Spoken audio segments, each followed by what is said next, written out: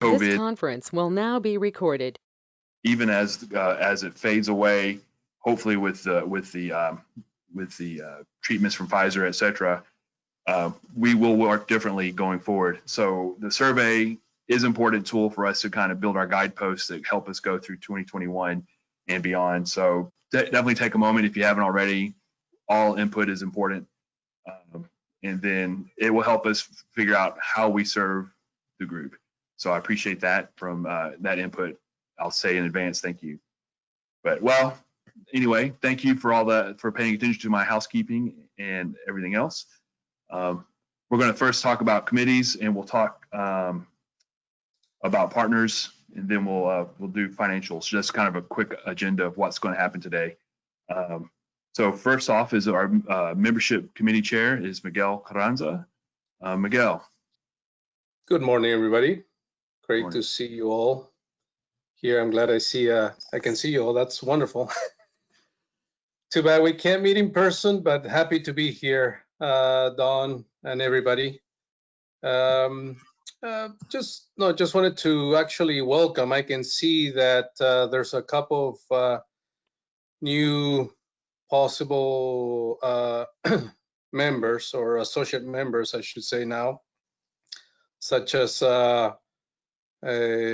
I can see Joni Aldrich there, as well as Marlena Wheeler. So welcome both of you. Thank you, Naya, for the introduction, and actually for Peter Tataris to Johnny. I know he's a great client of the U.S. Commercial Service, and Marlena as well. Thanks to John Vandy on that connection there to be able to participate as in the deck.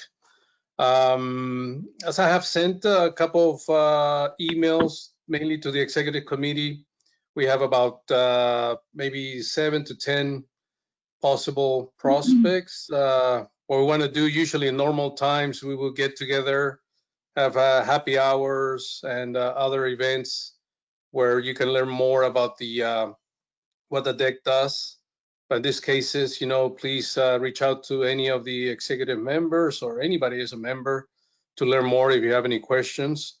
Basically, there's no really cost except your time, and we really appreciate that you're interested, especially when you are, I would say, an exporter. I think we've been succeeding on finding exporters, and as well as wanted to volunteer your time and knowledge to for others to to benefit from your expertise. Thank you, Jagdeep. Also, I know you've sent us a couple, such as Expotech and of course Royal Equipment. And I don't know if I'm missing anybody, but I really appreciate people wanted to. And if any of the members or even the associates, if you know of any exporters or companies, people that you think would benefit from learning more about the deck and participate at the deck, please let us know. Because in particular, I guess what I should say real quick is next year is when officially we can apply for new membership, and we always have openings. So we really look forward to filling all those openings and having new blood in this this organization. So thank you. I don't know if you have any questions. Otherwise, we can continue. Thanks, Miguel. I think there's been a concerted effort from all members and on the executive team and associates. I mean, there's a definite drive for interest in membership, and so I don't know if it's made it easier with this time being in COVID that membership. I would expect it maybe less, or the interest to wane, and it hasn't really. It's actually been pretty. The interest has increased, so that's good. I think we have about is it 7 spots? Is it that we have to fill, or about 10? Yeah, 10. Okay. And there's always some expiring, some things changing as well. That's right. But good. Johnny, let me put you in the spot. I don't know if you have any questions or comments, or I just thank you for being here. I know we chatted this Monday. I know I see you there. Just thanks for inviting me to this. I work for Candle Oilfield Products.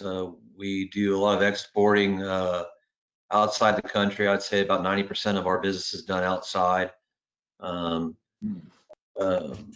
now, we're concentrating in the, let's say, the stand countries. Usually a budget's been in place for those areas, and they don't move on that budget throughout the year. So that's where our concentration's been in during this COVID situation that we find ourselves in. A lot of late nights dealing with overseas. So you caught me as I'm just waking up from the late night of last night. Belarus, some of those countries that we've been dealing with has been interesting. A lot of red tape, a lot of hurdles to do. So it's been an interesting journey, but the journey's been good. So I'd like to see what other people's views are and how their exporting has gone.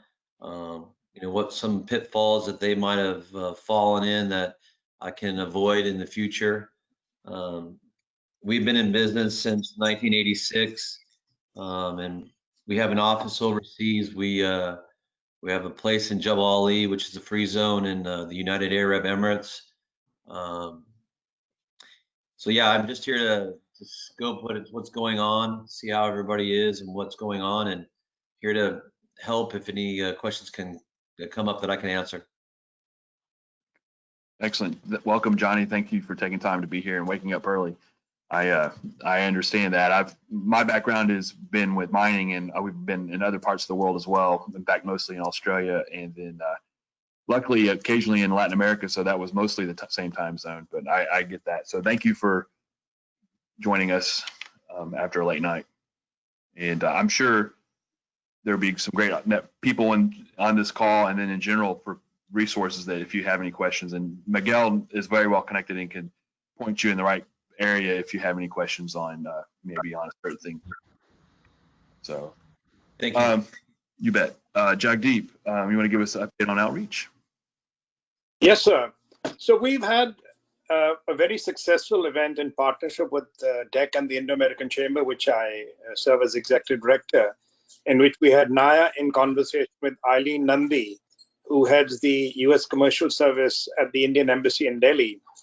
And we have a copy of the recording, which we can share with anybody on the call today.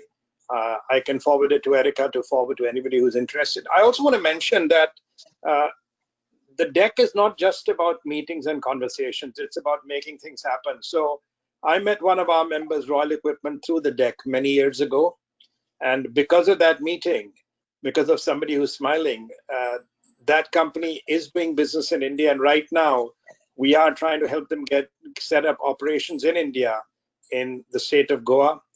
We're also working with another company in the healthcare situation, which I'm encouraging to join DEC, because they already have operations exporting in India, and they're looking at another operations facility there. So for the benefit of everybody who's logged on, DEC is not just about talk, it's about action as well. And everybody who serves on the executive committee makes themselves available to give us the right guidance pro bono.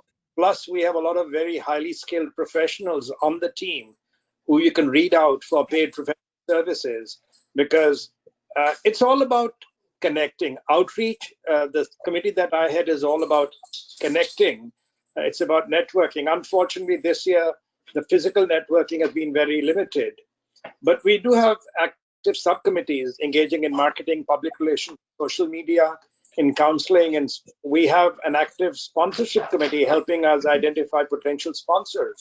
And we have special events committees, a special events committee. And I encourage anybody who is on the call today who would like to volunteer, reach out to Erica to be added to one of the committees. There was a survey that was mentioned earlier. It's very important that you look at the survey, read the survey, and give us your feedback, because we are here as the DEC for the community, for the business community to serve you. But unless you give us feedback, we don't know which areas there is a gap in. We will, through the outreach, continue to reach out to our sister chambers, encouraging them to share our events and join our events. And we are asking all of you to help identify potential members and associate members. That's my report. Thank you very much. Thanks, Shahdeep. Appreciate that. It has been a challenge for all of us, so appreciate what you're doing. And if and this goes to anyone, if you hear of a chamber or a like-minded body that would be good for us to partner with, feel free to connect with Jagdeep so he can reach out to them, and he's done a good job of bringing those together. So appreciate that. All right, next. Doc, can I mention something? So with what Jagdeep said, this is Teresa. I really like that. I think we should use that in our marketing, that DEC is about making things happen, and maybe even using the story about oil and how it all came about as a way to connect with other potential exporters when we're reaching out to them. Miguel, that's, I think something nice, if we just had that when you're trying to bring in new members, I really like that. DEC is about making things happen. That is a good one, I think. Good meaty message there.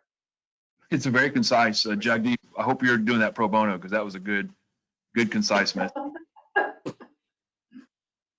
I just want to be paid for that money I sent out to that email you sent out.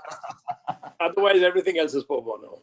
Oh, perfect. All right. Well, we'll work on that expense report. Dave, we'll mail it some point in the future. Well, Teresa, that was a good thing. The truth is, people do get conned with that. I know a family member who got conned for $5,000. And I mean, she was an elderly lady and she got conned for $5,000. So that's why when I got it, I immediately reached out to you to warn you that it was going out. Yep. So thank you. Teresa, we're to you now for education update. That was a good segue for you to have that input anyway. So just let you take the ball. Thank you. Unfortunately, because of COVID, we have not had any of our normal educational presentations. Opportunities have been few. I have not planned any for next year because I was hoping to get some feedback from the surveys as to what we can focus on. And I do believe we'll probably have to have webinars until we can get back to, like at SBDC, like we did before. But we all talked about this concept of webinar fatigue. And so I think we're going to have to be very focused on who we're trying to reach. And, I don't think we should go for the big groups. Let's just focus on a small group that we can bring some expertise to and we can help. That being said, so hopefully we'll get some good topics out of that. In addition to our normal compliance topics, I think cyber risk is a big topic that we can also focus on. I recently met a company that is big into supply chain intelligence, and I would like to seek them out potentially too to help us maybe put together a webinar on supply chain intelligence. And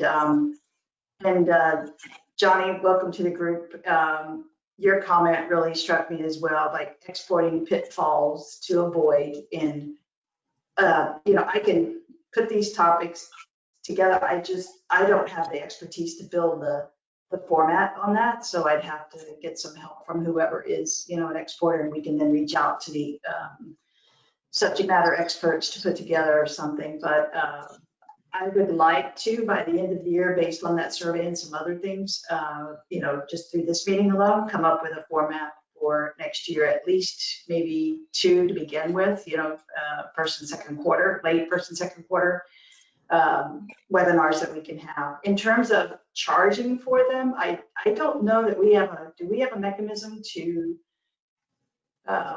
charge for a webinar over, whatever platform we're using? Can we do that? I see you nodding, Erica. Yeah, we do have a mechanism. I need a little advance notice to reactivate because in cost cutting, I've put a couple of them on idle. So, but they're there. What I would suggest too is that maybe we offer it as a donation, you know, like a donation to our scholarship fund. We're offering this content. And because of COVID, we haven't been able to fund our normal scholarships, and then see if we have people that will, you know, do that for us. And, you know, we could start with some small amounts, but those are my thoughts. And like I said, with, I'd like to put a calendar and then, you know, with those topics together by the end of the month, based on the surveys and other things. Very good. Thanks, Teresa. I think, you know, that's a really good idea with the scholarship idea or do a donation.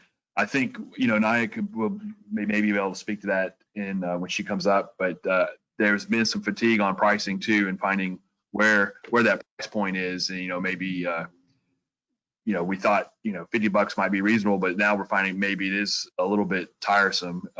So maybe starting out with a donation that says this is for a particular cause, because we really don't, you know, just to generate that would be a great way for people to say, hey, I'll donate to the scholarship fund. A great idea. I like that. So appreciate it.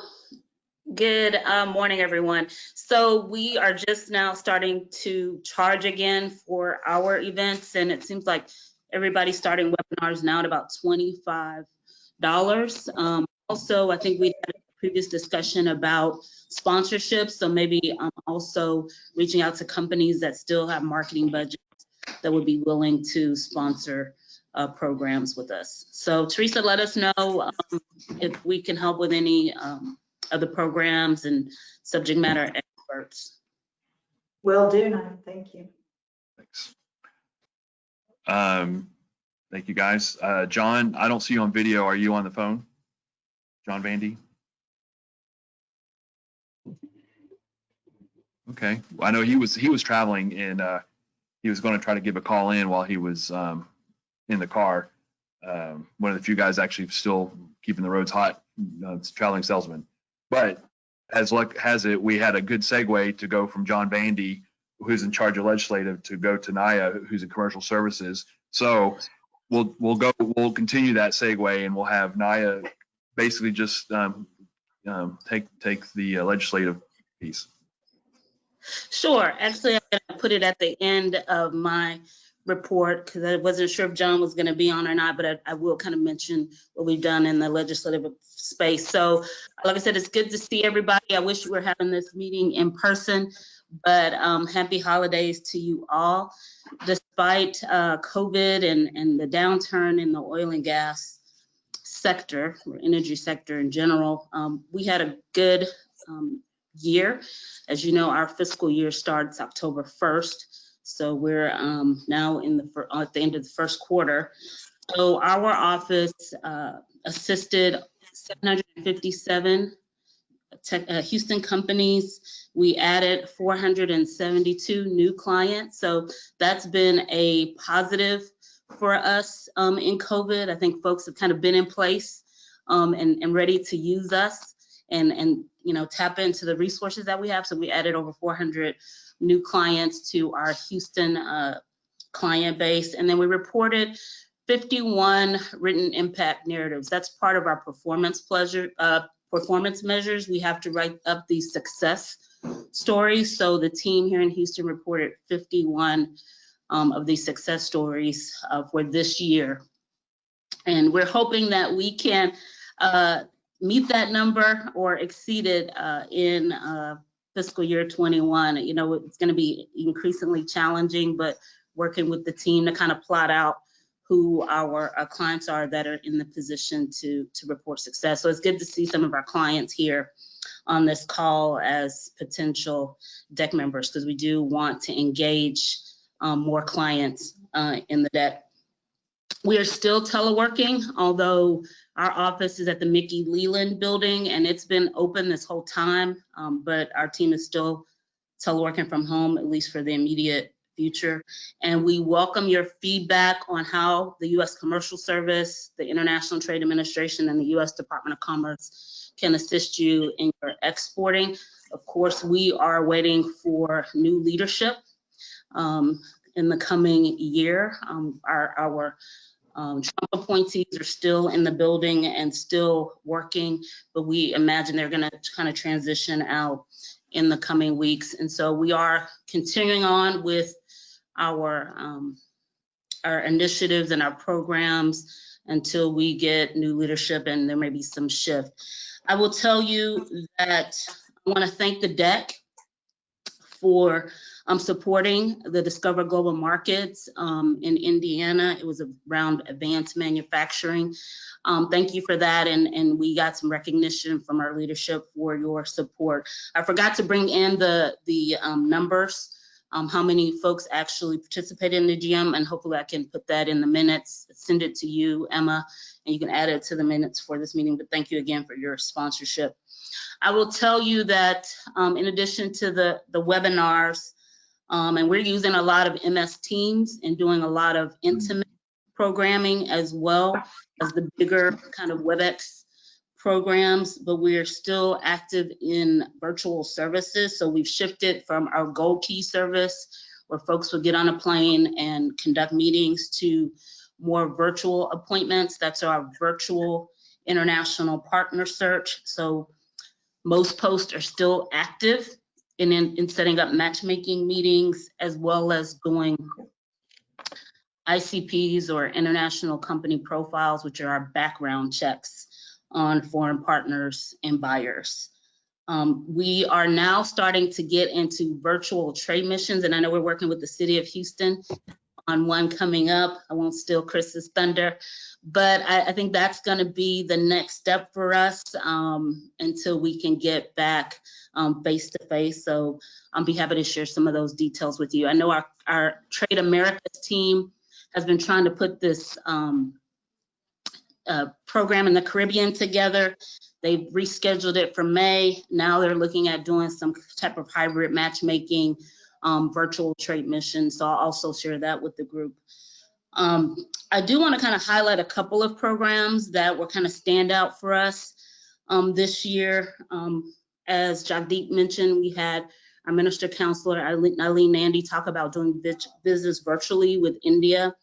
We also had two phenomenal programs with Greater Houston Partnership. Hello, John.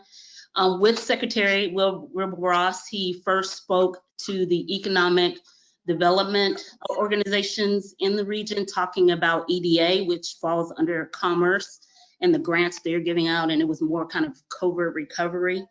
And he he was scheduled to speak for the USMCA program, but our Undersecretary Joe Simsar stepped in his place.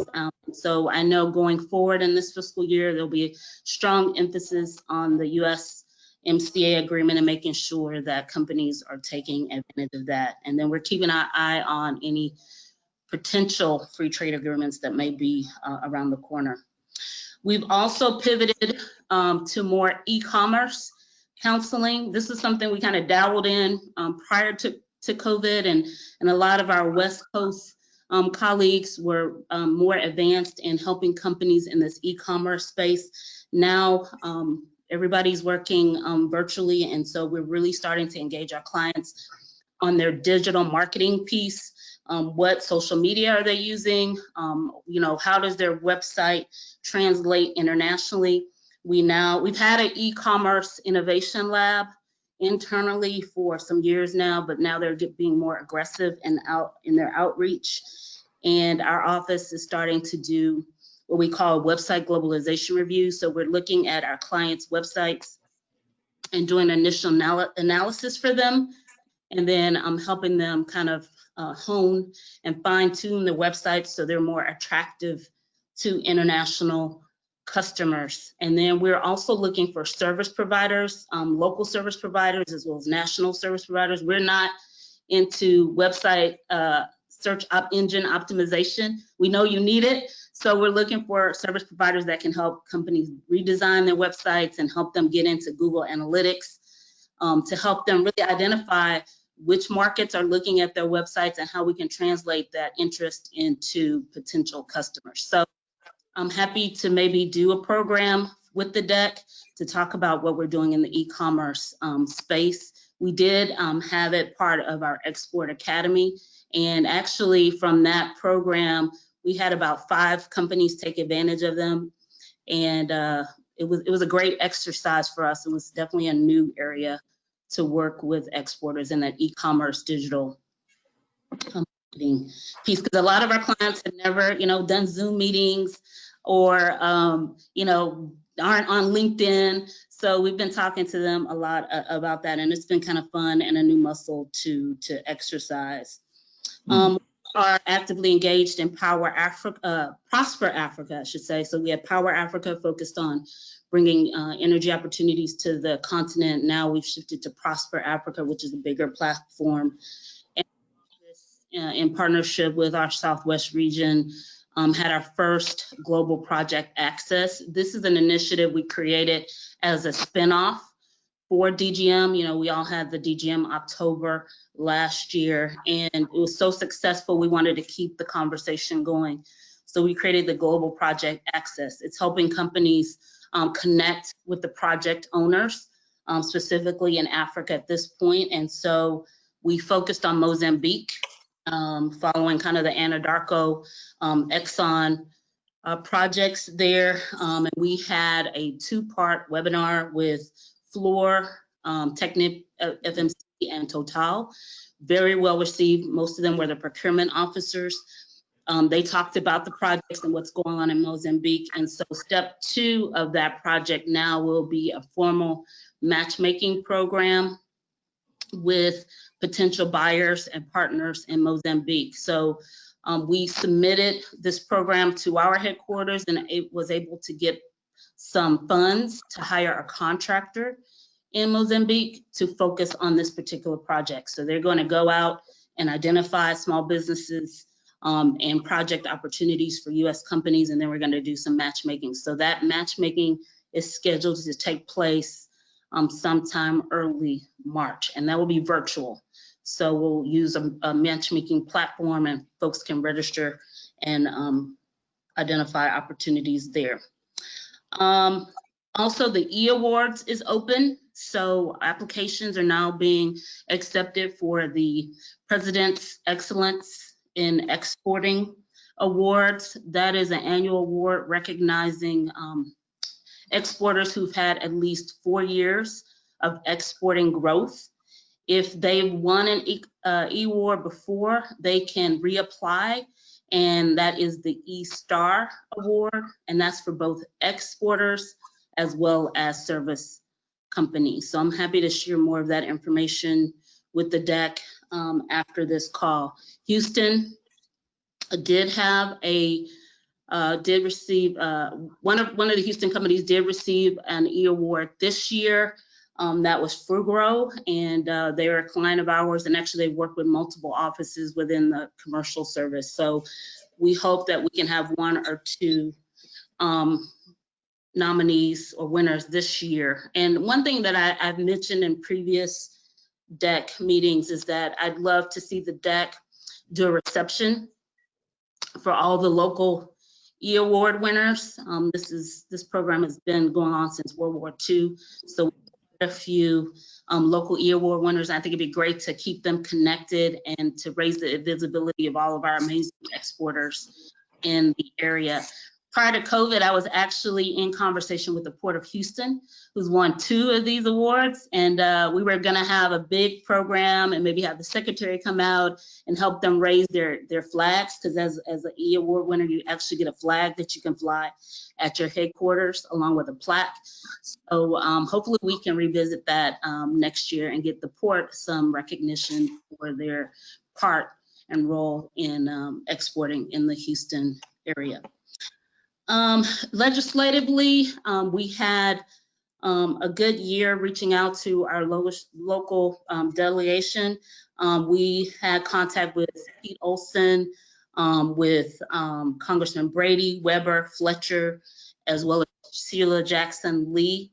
I've been talking to John about how we're going to engage going forward. I think we have we have 1 new member, Troy Nels, who is now in Pete Olson's spot. So we'll have to engage his office, and that will probably happen first quarter next year to allow them to get their staff in place. So basically, when we're doing this legislative outreach, we're just, talking to them about the DEC, talking to them about the commercial service and the resources that the federal government provides here locally for their constituents. And occasionally we will get requests for assistance from those legislative offices if some of their constituents have any export issues.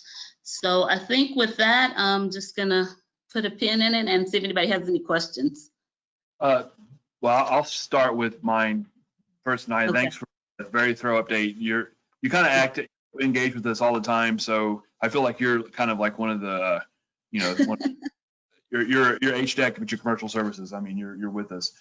So when you talked about the 757 Houston companies and the 400 plus new clients for 2020 financial year, how does that compare to prior years? That's for us. I would say for the new clients, actually those numbers are pretty close. I'd have to look at FY19, but they're not too far off track. I will tell you that because we had so many virtual programs, we probably got more clients than we reached a different area of clients than we normally wouldn't have, because as you know, we're limited geographically as to how we can do these outreach events. And I think we talked about that at one point, but now because of virtual, we can get out to clients in Beaumont, Port Arthur, Huntsville. We're engaging more clients in College Station. So we reached a different demographic of clients that we normally. Well, it's good that it didn't taper off. I think that was my concern. If it was, you're excited that you only had lost 50%, but you're actually keeping ground. That's good. We're staying pretty on par. Yes. All right. Thank you for the update. Sure. All right, Jeremy from SBA. I'm sorry, could I jump in with a question for Yes. Nia before we move on? Sure. Yes. Okay, thanks. Nia, it's good to know that you've had such downtime to relax during COVID. It sounds like, I had a chance to get it all together. Relax. Quick question. So in the previous years, we worked together with you guys, planned on some programs. I was wondering if maybe we should or could do that, or maybe Gina has some already planned that would focus on some of these areas like e-commerce and the need for, for SEO. If we brought in somebody, to talk about SEO, specifically around this topic of e-commerce, social media training, that type of thing. I wonder if, we could plan on some of those joint programs for next year. And who would that be? Would it be you? To coordinate those You can with? start with me, and then I can get it out to one of my team members. Yeah. Okay. But do you think some of those would be applicable for some joint? Absolutely. And I do want to mention too, and thanks to the DEC, we had a great export academy. We did about 7 sessions with the Minority Business Development Agency and HCC. I know HCC is in the process of applying for grants because they want to continue that program, and they actually want to offer continuing education credits for the Export Academy. So we had about 40, primarily minority-owned businesses go through that academy. It was 6 sessions, over a couple of months. And I've talked to HCC and MBDA, want to continue that. But if they're not in a position, I hope it's something that we can work with the DEC to offer maybe next fall. And yes, we're open to any and all programming. So. Excellent. Sorry, Nia, did you say that was 40 businesses that participated in the Export Academy? Yes. And they paid, and we were surprised because I think they had to pay $100 to participate. So. That's good. Yeah. And we probably got about 3 new clients out of the Export Academy. So first thing on the website, Globalization Review, and actually another client just reached out to me. Actually 2 are about to do services with us. So a very successful program. Very good. Just definitely commercial services is a strong tool for exporters, and I can say as a layman or as a exporter, I've definitely used the services. SBA is another service I've used. Jeremy, just thank you for joining us. This is your first quarterly meeting. You and Hilal did a webinar earlier in the year, and so we're glad that you guys are able to be part of as a partner with Houston HDEC. So I'll turn it over to you to give an update. Yes, thank you. So my name is Jeremy, Export Finance Manager with the Office of International Trade for the SBA. So thank you, Don and Houston HDEC, for having me and being able to provide you all with some updates. First, I'm going to start with our core programs. Our bread and butter is our EWCP loans and our ITL and our Export Express. As you know, our loans come with the 90% guarantee for the lenders to help mitigate that risk so that they can, advance funding over to our small businesses. So our loans can be used for, obtaining standby letters of credit, participation in trade shows, for translation services. So if you're looking to enter new markets, if you're working with commercial services and you need to, be able to translate and get some new marketing material, our loans can help with that.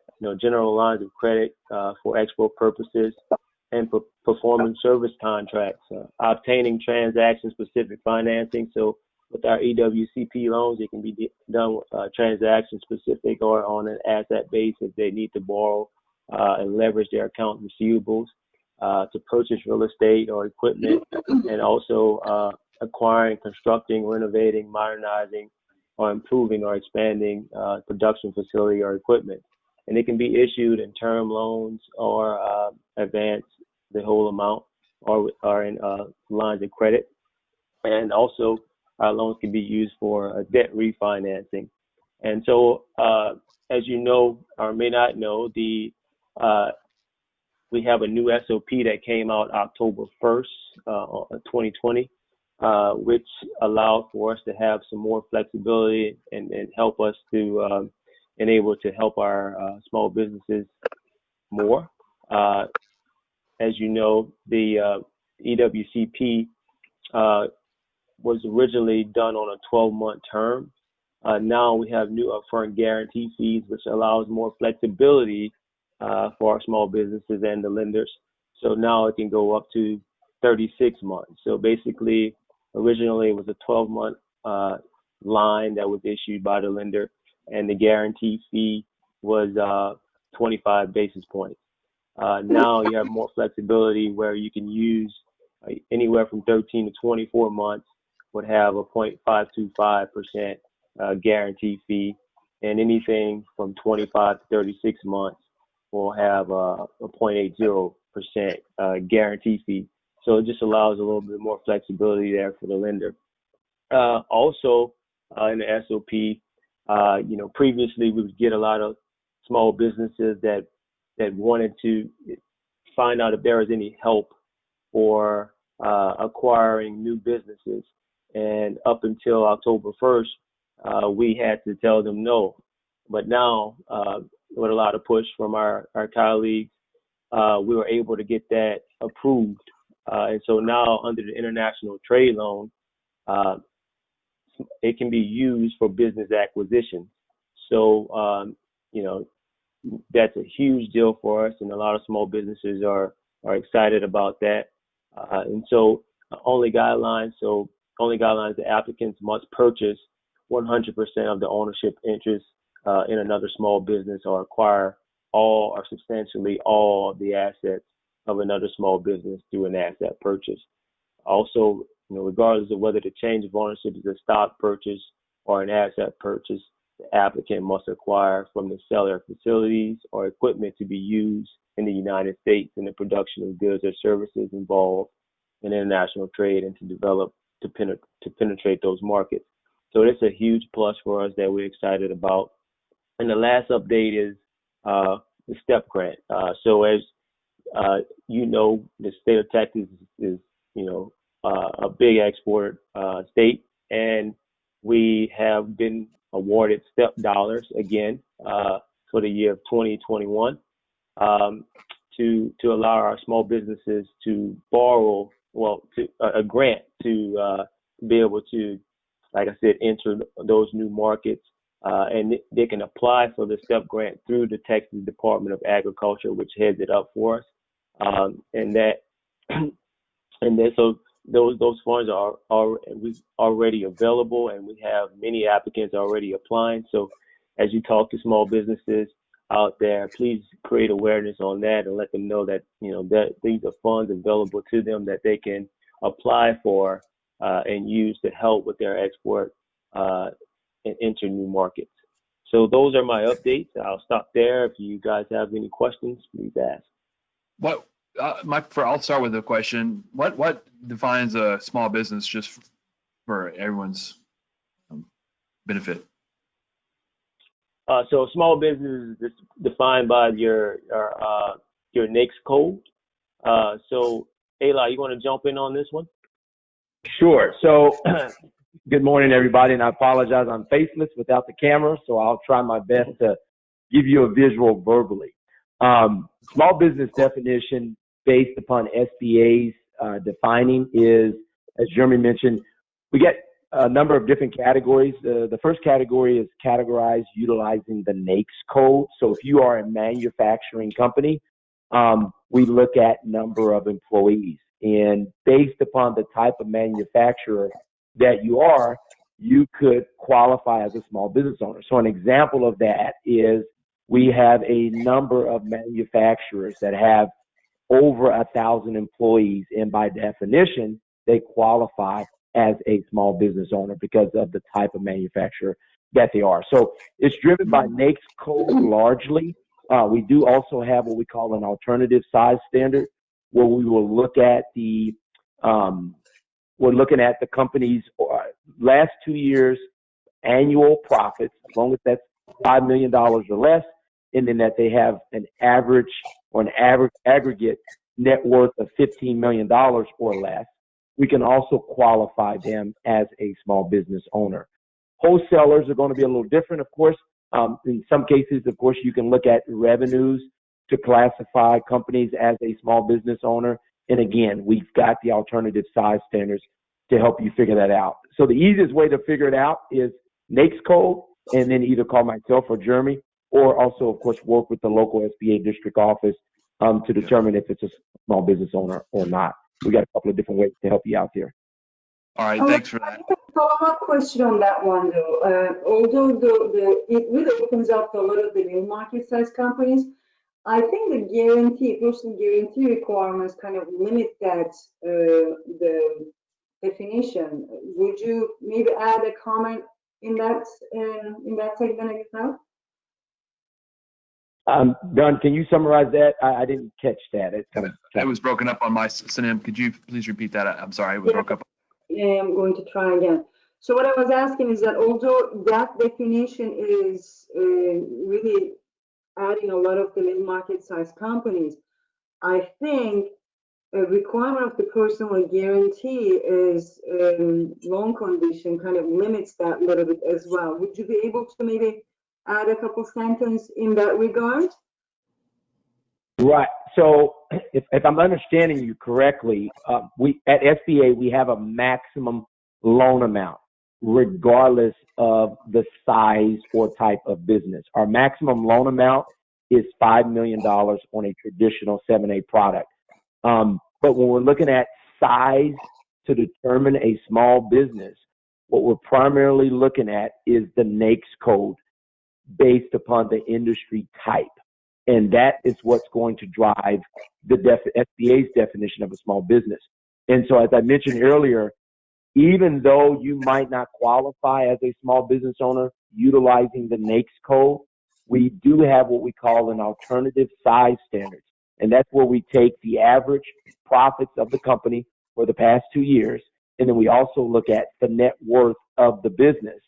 And if we can get them to qualify under that channel, we will go that route to qualify them for either the STEP grant or any of the SBA's loan programs. I'm hoping that I answered your question, but I'm not sure I was clear. So my follow-up question was in regards to the personal guarantees. Is the new SOP giving any room on that requirement, or is it still required that everybody that has more than 20% ownership must personally guarantee the loan. Got it. I follow you. Yes. So the SOP is, yes, you do. We want you to personally guarantee that loan. We are not given any latitude in that area. Okay. Good question. That's a great question. Very good. Any other questions? I do have a question. You mentioned about the buying out another business. Is there some information in the SBA's website that we can divert customers to look at if there is any inquiries or prospects? This is so new Say right it now. I don't. Hey, I'll take it. So right now, like I said, this just came out in the new SOP. So right now, there is nothing on the website that I know of that speaks to it. I know in the new SOP, and you can pull up the SOP 5010-6. It talks about the guidelines for a business acquisition. Thank you. Thank you, guys. We probably, looking at the time, we need to move on. Gina, SBDC, how you doing? Good, doing well. Hope everybody had a great Thanksgiving. So thank y'all for having me. First thing I wanted to talk about was the webinars that Teresa had mentioned, as well as Naya. We're working with NASFITE, the National Association of Small Business International Trade Educators, and they have a subscription that we have subscribed to for 20 webinars. We're going to have them on our website. They will be free to the public. And if you want to, they're basic webinars for exporting, but if you want to take it a step further, you can go onto the NASFITE website and actually subscribe for $149 a year to have full access to all of their resources. So that's going to be coming probably right after the first of the year.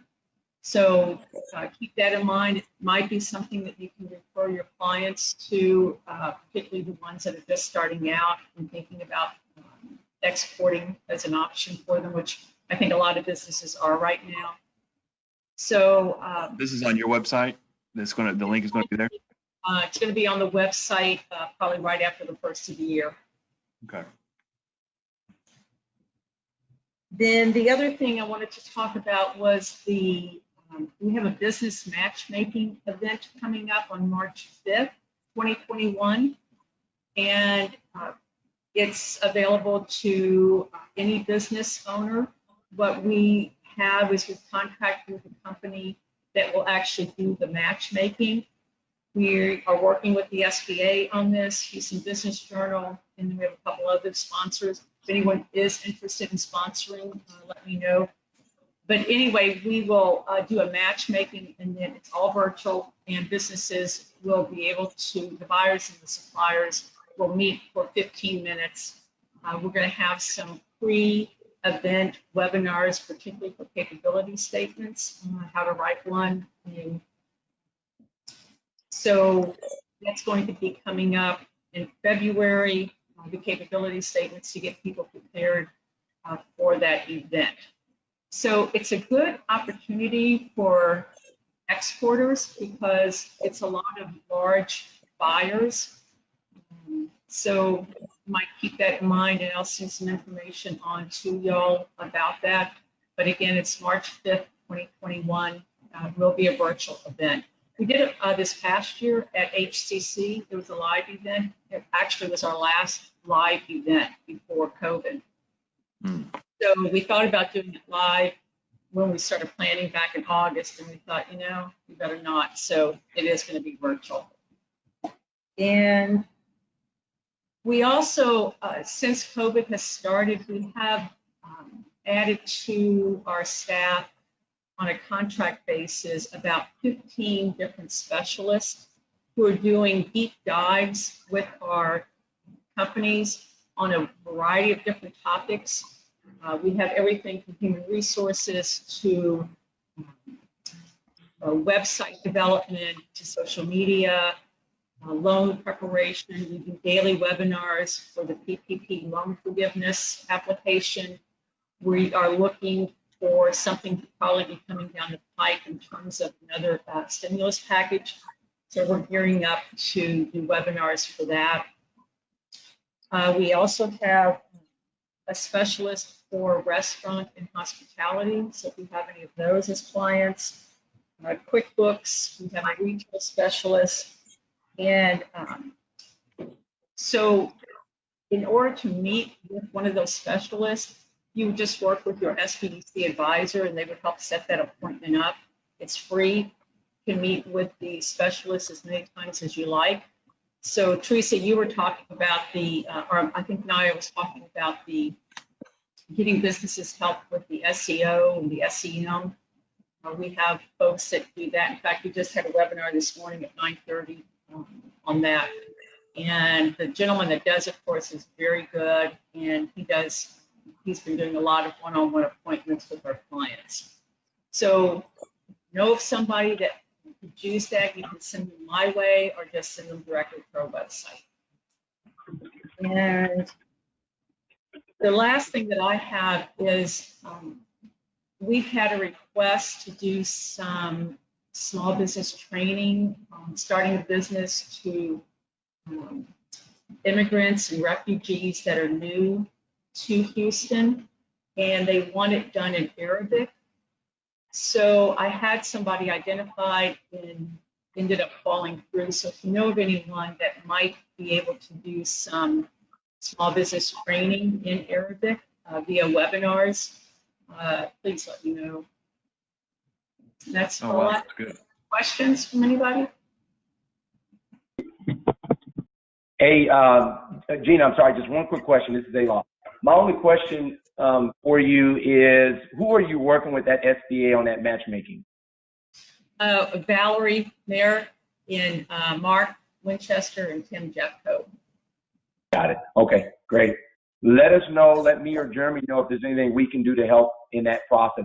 We are doing some fine tuning to that system, just so you know, the SBA is, so that we identify export companies only as part of the matchmaking process. Not finalized yet. It's an HQ headquarter thing out of DC initiative that we're working on, but it is in the works. Okay, good. Good to know. Thank you. Thanks. Gina, I just wanted to say, oops, sorry. Go ahead, Dave. Okay, sorry. Gina, so about the business trainer in Arabic, of course, there's no need that the person be in Houston. It can be from anywhere. Correct. Excellent. Okay, thank you. That's a great thing about webinars. Yeah.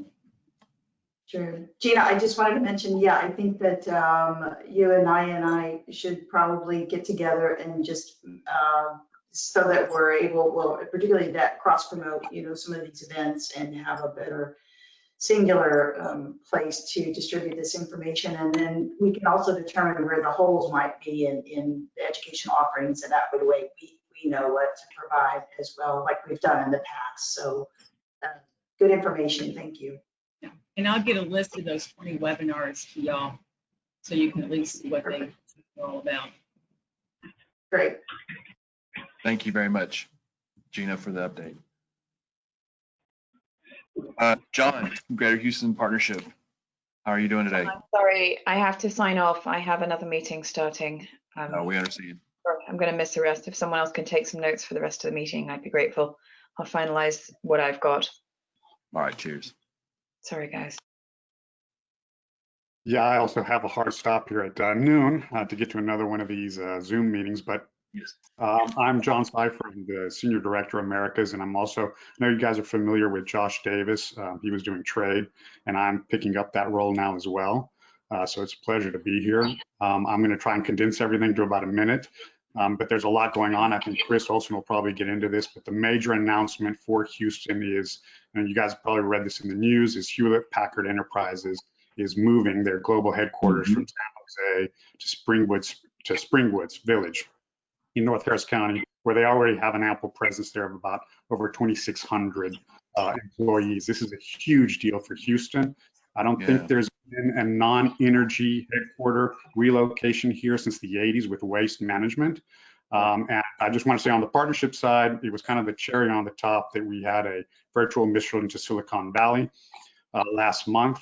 Mayor Turner was a part of that mission. I think this is a testament to personal relationships that the mayor can bring, because he seemed to have really struck it off with the CEO of HPE, Antonio Neri. So I'm sure Chris will talk a little bit more about that. That's great. Josh Davis now is, we've reorganized a little bit in the partnership. Josh Davis is now the Senior Director for Aerospace and Aviation. We have another director that is the director for Energy 2.0, or the energy transition, and a third one that's going to be onboarded, we hope soon, for medical and life sciences. So those will be handling both investments in that sector and exports out of that sector. Those are three key sectors that we're going to be focusing on the partnership.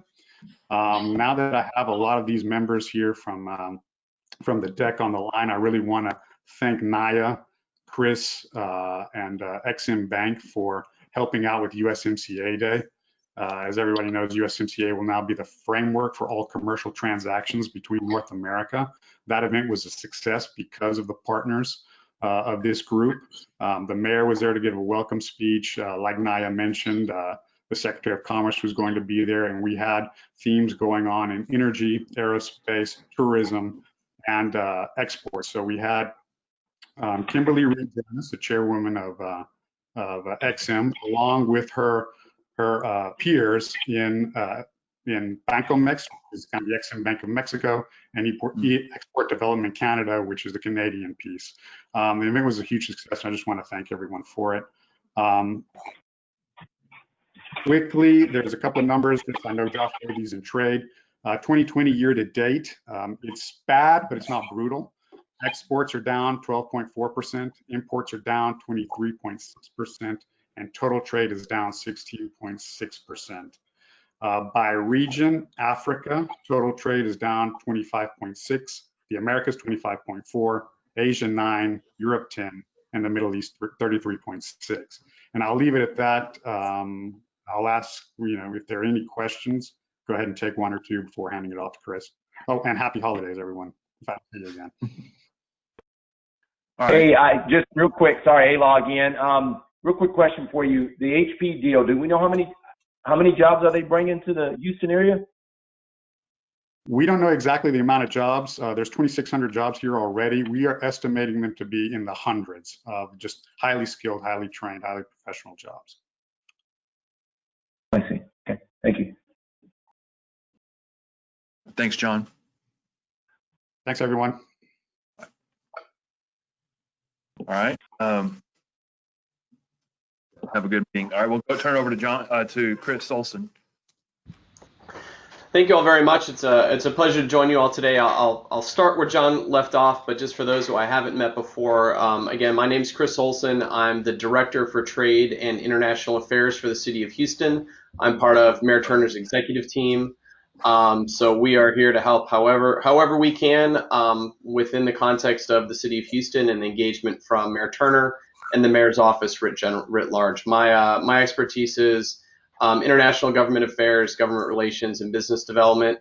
And as I was kind of briefly offline chatting with Johnny, I got a lot of time spent in Central Asia and Eastern Europe. So from a government standpoint, intergovernmental standpoint, and government relations standpoint, we're happy to help however we can. I'll start where John left off, and then I'll circle back to a few other things. But we've done a number of virtual trade missions, and again, cognizant of time, I'll keep it short. We did one with Silicon Valley. HPE was already in the thought process of what they could do to move to Houston. It was interesting talking to Silicon Valley executives where they were giving us Houston's value proposition rather than us needing to deliver Houston's value proposition as much, which was kind of a nice change. Although I will say from the way HPE talked, I think they'd already made the decision to come to Houston. It was the fact that Mayor Turner and Bob Harvey with the Greater Houston Partnership and others were able to keep that personal engagement alive that kind of maybe was that final decision. As John said, we don't know the numbers yet, but it is going to be their senior executive team. So that'll be a good thing because it recenters a lot of that in Houston and is part of that broader diversification strategy of how do we increase building Houston as a technology hub. A few other things we've done from a global perspective. We did a virtual trade mission with with the Netherlands, focused on the city of Rotterdam in partnership between Rotterdam and Houston. We're planning one next week with Japan, although that one's going to be a fairly closed one, geared much more toward us delivering a message to a Japanese audience and a few select Japanese companies, rather than a broader corporate engagement from the city perspective. We're helping the Consulate of Norway here on Norway Energy Week, which is all based around increasing opportunities for partnerships in the broad energy industry between the United States, really Houston, and Norway. That's going to be the week of the 16th. And then we're working with the Greater Houston Partnership on something for Mexico, probably in mid-January, of some higher level Mexican engagement, but we're not sure what that will look like yet. As far as kind of going on in the city of Houston, obviously we're still working on that international and global perspective, but COVID continues to take over. You all read the news. I don't need to kind of give the update from what's happening within and around the city of Houston at COVID. We're hovering just a little bit below a 10% positivity rate. If you look at the charts that are shown, unfortunately the numbers are going up from a positivity rate and positive cases. However, on a really good news standpoint, we're having a lot of people tested, and a lot of people were tested last week. In fact, we broke records almost every day last week for the numbers of people getting tested, and we only saw a small increase in the positivity rate. So it's not just the sick getting tested, and yes, the numbers are going to go up in the total numbers of cases because we have more testing being done. But what we're really watching is that positivity rate, especially if we have a lot of people getting tested. You'll see the numbers are going to differ a little bit from the TMC region versus the city's numbers. That's partly because of where the data is collected. TMC data comes from those tests done at TMC facilities, whereas the city's data comes from all of the testing sites, including TMC, but also all the large mega testing sites run by the city, by the county, and by the state. So again, I'll give Mayor Turner's constant encouragement for everybody to continue to wear a mask, keep social distance, wash your hands, and take the basic precautions. As has been said by almost everybody on this call so far, we're all not only a little bit fatigued through this kind of thing, but we've all accepted this kind of mechanism by talking is just the way we have to do business. So I think we've done some great strides on that. What we're looking for doing next year is again, I don't expect a lot to happen the first half of next year in terms of increased in-person trade engagement. What we're looking at is a vaccine rollout starting the end of this month, focused on healthcare workers, with increasing distribution as next year goes on, with a lot of, quote, normalcy expected to return kind of quarter 3 and 4 of next year. Again, a lot of that is hugely dependent on all kinds of events, but we're seeing is a lot of groups that had planned big events at the convention center are rolling those events to the second half of the year. Think of OTC that was planned for May, they're now going to be in August. So we're seeing a lot of that, so that could increase a lot of business traffic in and out of Houston kind of the second half of next year. But we're not seeing any cancellations for the second half of next year yet either. So there's a lot of expectation that there will be some semblance of connectivity, in-person connectivity, really picking up kind of mid-year next year. What we're trying to do, we spent a lot of the COVID time from the mayor's office just refining our own messaging, strategic planning, and whatnot for the first half of this year and into next year. In addition to virtual trade mission planning, and then planning for probably a Q3 or 4 physical trade mission to somewhere still to be determined. I'm going to get with Teresa and Gina, because one of the things we're really looking at doing is increasing our training and engagement, even if it's just using kind of the power of the mayor and the power of the city to promote and engage with that. We're looking at what we can do to help support those activities, and rather than create our own program, I'd much rather partner with what you all are already doing, help add to that a little bit as I can, help cross promote and increase the visibility on those things. So what we're really looking to do is collaborate more with those external partners like the DEC, of how the city can help amplify the work that's already being done rather than try to recreate it. Knowing that we've got some time constraints, I'm happy to answer any questions you have, both on this stuff and stuff writ large within the city of Houston context. Otherwise, again, thank you all for doing what you're doing to help build and grow the Houston economy. Exports are what drive it, and we can't do it without a bigger and broader export economy. Thank you very much, Chris. Any questions? Yeah, my only final comment is it's fantastic to see you all. It's Yes. great. And actually, some folks on here like Jagdeep I haven't personally seen in a while. Eric, fantastic to see you again, and look forward to catching up in person. And David, as always. Thank you, Chris. Great comment, and thanks for the backstory. And I think I did see you riding around the Woodlands at one point, and I was like, "Oh, there goes Chris." I need to, and in fact, I think I'm sure looking lost as always. Yeah, well, aren't we all? All right, thank you for that. So next, thank you. Hey, you bet. I was going to have Dave for my, I'll call it, I won't blame it on COVID. It's just me being Don. I left Eric off my internal agenda, but he was on the master agenda. So Eric, you could give us a quick update on XM. Absolutely. Thanks, Don.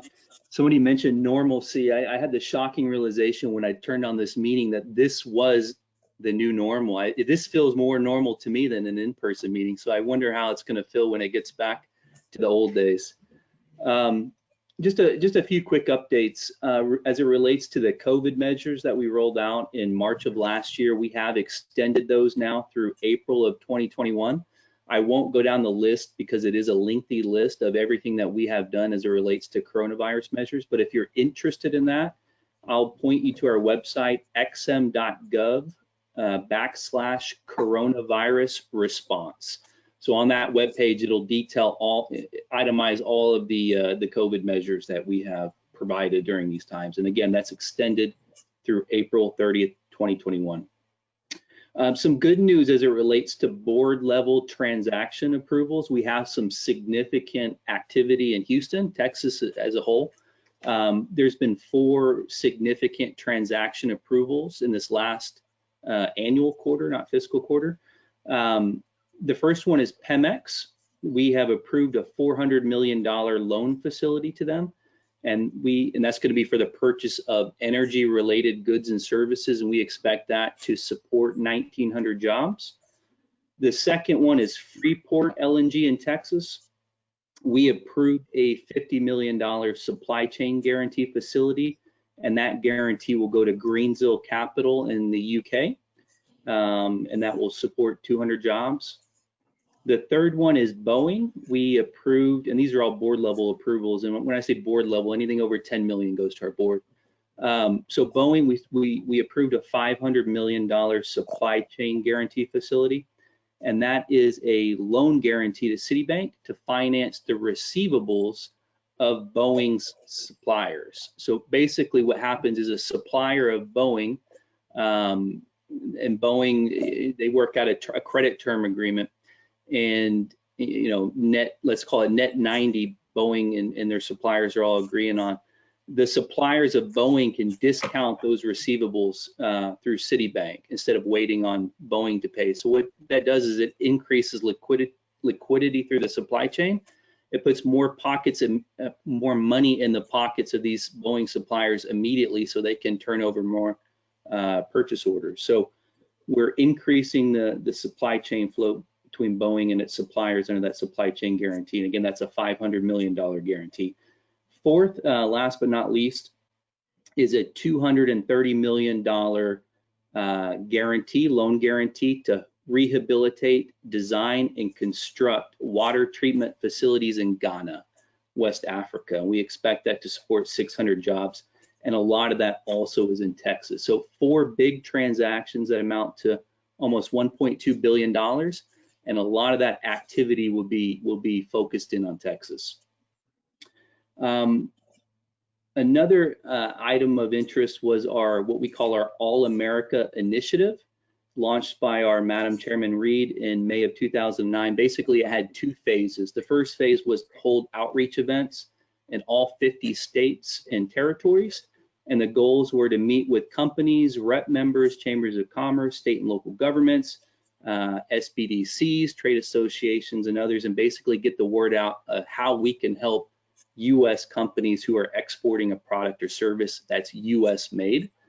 And the second phase is to partner with the National Association of State Chambers of Commerce to basically ensure continuity of the message of phase one and reach these businesses through the digital tools. Both were a big success.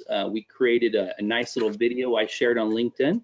You can also find it on the xm.gov website. So we're real proud of that. Last but not least, we're still teleworking. We haven't been given the green light to go back to the office. That really hasn't changed our ability to serve. It just has changed the way we interact. As most of you know, it's just a pivot in interaction, but the service levels remain. So quick summary. If you guys have any questions, I'll be happy to answer them. Any questions? Hey, sorry, Eric Alaw again. One final question on that water treatment facility in Ghana. I think we have a Houston-based company that's supplying a lot of material for that project. So that's big news. Thank you for that update. Good. You bet. Happy to hear that. So the protocol, just so you know, Alaw, because I'm familiar with that exporter. So when we approve it at a board level, we do notify Congress, you know, hey, this is a board level. So there's a little bit more to go. We don't expect Congress to have any pushback. If they don't have any pushback, it goes for basically a final review and then funding. And then obviously we can get your exporter funded through your working capital guarantee. So as everybody sees the bigger picture, when we approve, let's use Ghana as an example, a $230 million facility.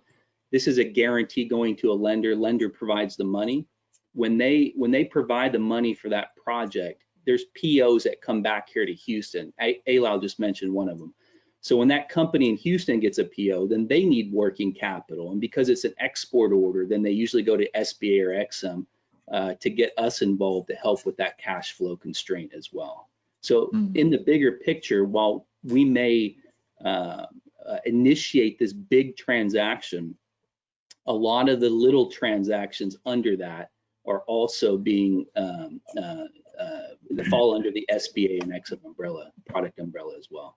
And if you're not familiar with our offering, I'd be happy to schedule a call with any exporters on the line. I know we're short on time and I won't go down that rabbit hole, but if you are interested, I'd be happy to set up a call.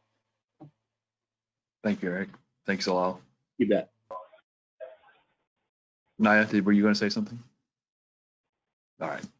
No, I think Alaw asked the question that I was thinking, but obviously there's more opportunities there. We have some water treatment companies and obviously strong EPC companies as well in that sector. So.